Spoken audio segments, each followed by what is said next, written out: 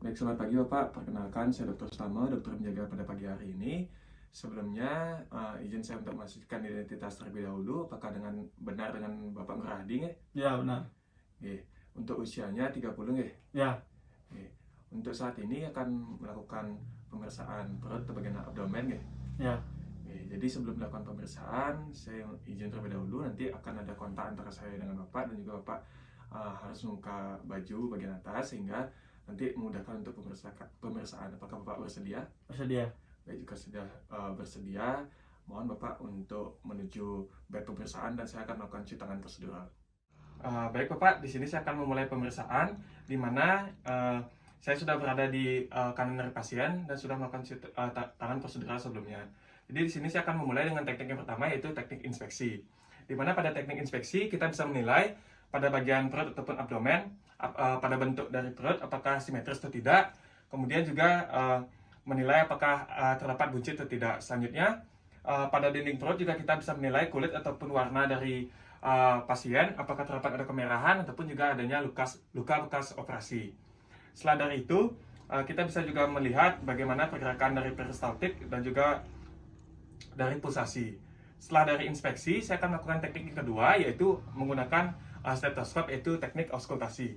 Di mana pada auskultasi, di sini kita bisa menilai dari frekuensi dari bising usus, kemudian juga untuk mendengar dari bunyi usus dan apakah terdapat adanya bunyi lain atau bruit aorta. Selanjutnya, kita bisa memulai auskultasi, yaitu pada 4 kuadran pertama, kurang lebih selama 1 menit.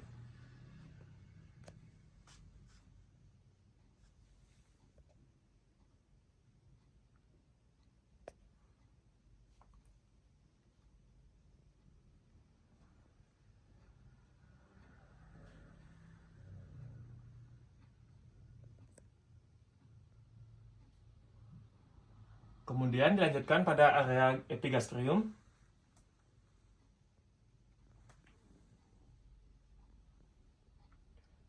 Dan juga pada umbilikus.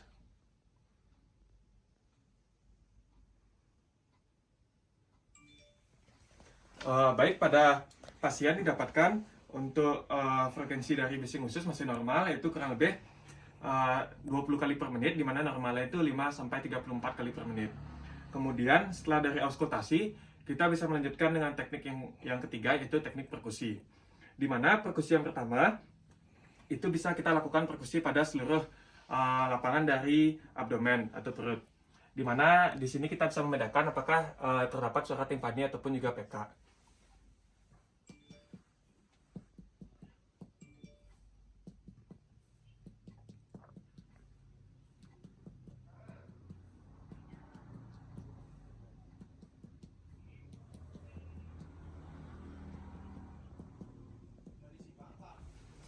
Baik, untuk perkusi itu terdengar adanya suara redup atau PK pada kuadran kanan atas yang menandakan batas dari hepar.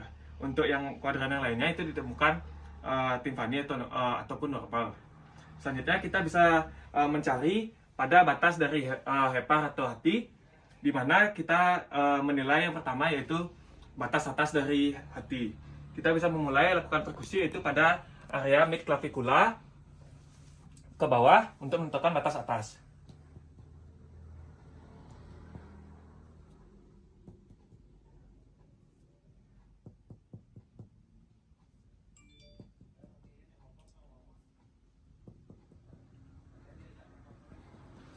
Kemudian setelah mendapatkan batas atas, kita melanjutkan untuk mencari batas bawah dari hepar.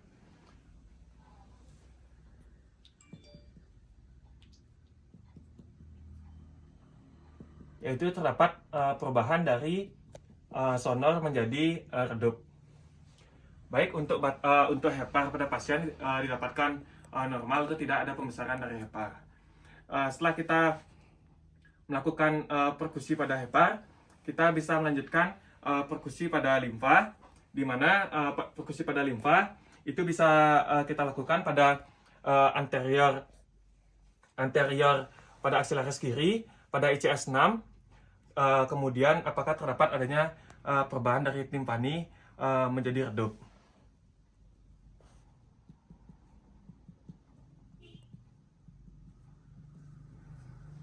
Baik, untuk limfa ditemukan normal. Selanjutnya, pada teknik yang ketiga, mohon maaf, maksudnya di sini saya akan melanjutkan untuk mencari pada asites apakah terdapat ada asites atau tidak pada pasien. Di mana pada pemeriksaan asites ini ada teknik yang pertama atau dengan metode yaitu shifting dullness. Di mana pada shifting dullness kita bisa melakukan perkusi yaitu dari arah umbilikus ke lateral kanan ataupun kiri. Bila terdapat adanya perubahan suara dari timpani menjadi redup, maka kita bisa berikan tanda. Saya akan mulai untuk perkusi ke area lateral kanan.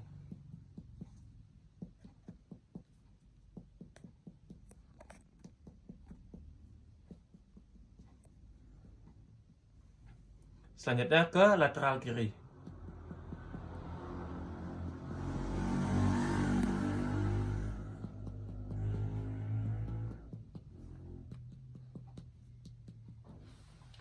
Baik, pada pasien tidak ditemukan adanya penumpukan cairan ataupun juga asites. Namun apabila pada kasus terdapat ada asites, itu akan terjadi perubahan suara yaitu dari timpani hingga menjadi redup.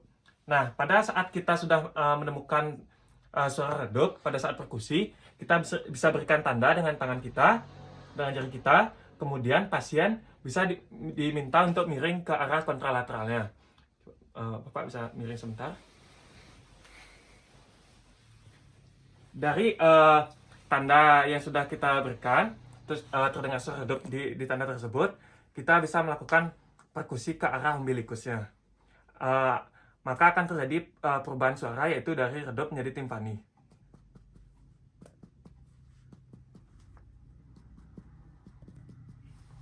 Baik, seperti itu. Selanjutnya, teknik yang kedua yaitu dengan teknik undulasi, di mana kita bisa meminta pasien untuk tangannya seperti ini. Bapak bisa seperti ini, tangannya ke arah bawah. Selanjutnya, pada tangan dari pemeriksa itu bisa diletakkan pada area kiri ataupun kanan dari perut. Kemudian, secara bergiliran, tangan akan memberikan ketukan pada area kiri ataupun kanan mulai, kemudian untuk tangan yang lagi satunya merasakan apakah terdapat ada getaran atau tidak. Baik, kemudian pada arah yang lainnya. Baik, selanjutnya, baik Pak, sudah selesai. Untuk dikatakan positif pada undulasi apabila terdapat ada getaran di arah tangan yang berlawanan. Baik, untuk selanjutnya teknik yang terakhir yaitu dengan palpasi, di mana pada palpasi kita bisa meminta pasien untuk menekukkan lutut terlebih dahulu, kedua lutut. Baik, Pak bisa ditekukkan. Nah, ya baik. Ini tujuannya untuk merilekskan otot-otot dari perut, dari dinding perut. Selanjutnya, setelah pasien menekuk lutut, kita bisa memulai palpasi dengan palmar, yaitu pada seluruh regio abdomen. Di sini kita akan menilai apakah adanya nyeri tekan maupun juga adanya massa. Kita juga perlu untuk memperhatikan wajah dari pasien.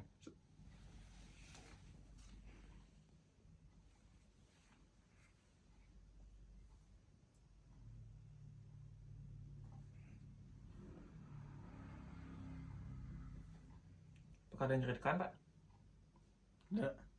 Pak, ada nyeri? Tidak. Nyeri, Pak? Tidak. Nyeri, Pak? Tidak. Nyeri, Pak? Tidak. Baik. Selanjutnya, kita bisa melakukan palpasi pada hepar, di mana pada palpasi hepar ini, untuk posisi pasien tetap menekuk lutut. Setelah dari menekuk lutut, kita bisa meminta pasien untuk melakukan inspirasi dalam atau bernafas dalam. Di mana pada palpasi hepar, yaitu pasien menarik nafas, Bapak bisa menarik nafas. Kemudian kita akan memulai meraba pada lobus bawah dari hepar. Bisa menarik nafas dalam, Pak? Bisa lebih dalam?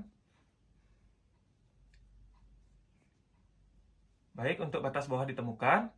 Selanjutnya kita bisa melakukan palpasi, yaitu ke arah atas untuk mencari batas atas dari hepar. Baik, untuk batas atas ditemukan. Selanjutnya untuk lobus kanan atau batas kanan, Bapak bisa bernafas? Bisa. Oke. Silakan bernafas dalam. Kemudian kita bisa berikan tekanan. Baik, untuk batas kanan ditemukan. Selanjutnya untuk batas kiri, bisa bernafas, Pak?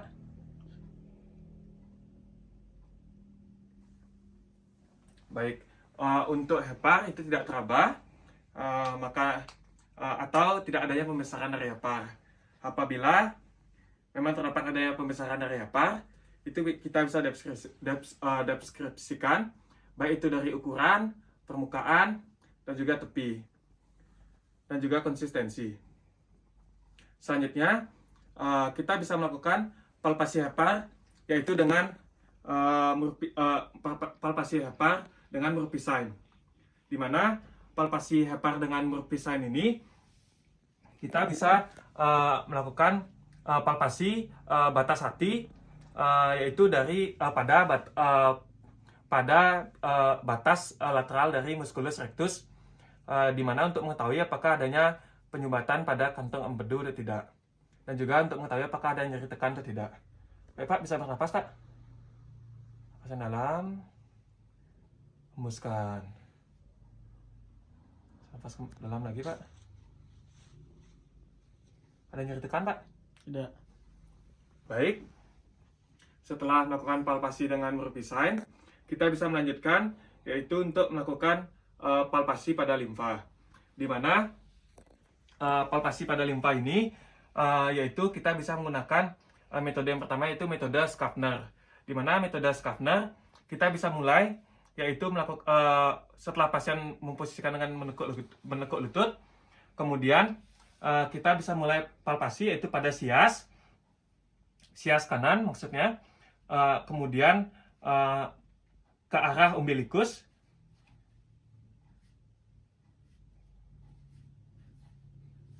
selanjutnya dari umbilikus kita bisa melanjutkan palpasi ke arah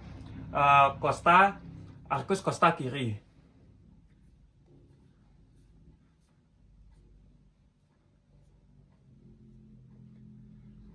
Baik, untuk limfa tidak teraba atau normal. Apabila memang limfa teraba, maka terdapat adanya pembesaran. Selanjutnya juga tidak terdapat adanya nyeri tekan pada saat pemeriksaan limfa. Kemudian kita bisa melanjutkan, yaitu dengan pemeriksaan palpasi titik McBurney, di mana pada palpasi titik McBurney itu kita bisa menentukan titik McBurney itu pada sepertiga lateral sias kanan, yaitu ke arah umbilikus. Apakah ada nyeri, Pak? Tidak. Ada nyeri? Tidak. Baik, untuk palpasi titik McBurney itu tidak adanya nyeri tekan, nyeri lepas, ataupun juga musculus defense. Baik, selanjutnya di sini saya akan melakukan pemeriksaan Ballenmann, di mana pada pemeriksaan ini pada tangan kiri kita itu bisa diletakkan itu pada area iga atau ICS 12 kaudal, kemudian ujung-ujung jari kita itu pada sudut costovertebra. Selanjutnya pada tangan kanan kita itu berada di bagian abdomen kanan atas, selanjutnya di lateral dari musculus rectus. Selanjutnya kita bisa minta pasien, yaitu untuk melakukan inspirasi yang dalam. Selanjutnya pada puncak inspirasi kita bisa melakukan palpasi. Kemudian pertama kita bisa dorong ginjal pasien ke arah anterior dengan tangan kiri kita. Selanjutnya Pak bisa bernafas dengan normal. Nafas yang kuat, Pak.